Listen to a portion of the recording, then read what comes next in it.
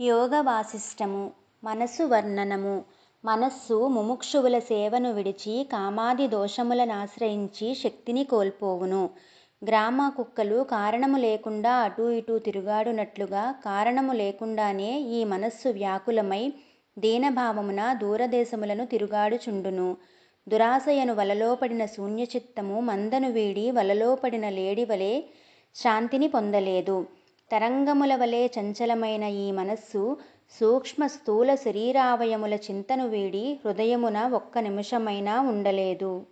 వ్యాకులమైన వృత్తులతో కూడుకొని ఉన్న ఈ మనస్సు సముద్రము చంచలత్వమును వీడలేనట్టు దేహచింతను వీడలేకున్నది. తృష్ణ అను సూత్రమును మమతయను క్రోధమున నుంచుకొని చిత్తము మిమ్ము బంధించుచున్నది.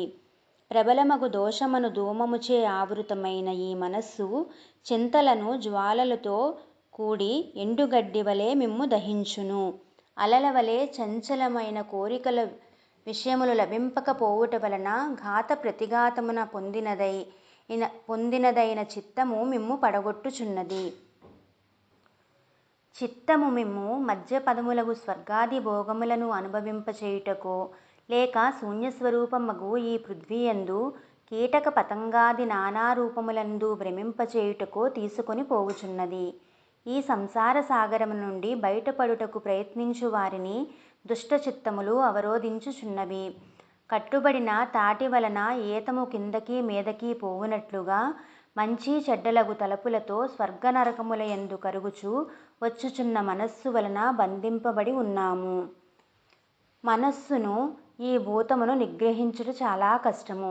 ఇది అగ్ని కంటే ఎక్కువ తాపమునిచ్చును. ఇది వజ్రము కంటే కఠినమైనది. చిత్తము ఎల్లప్పుడూ విషయముల మీదకే పోవుచున్నది.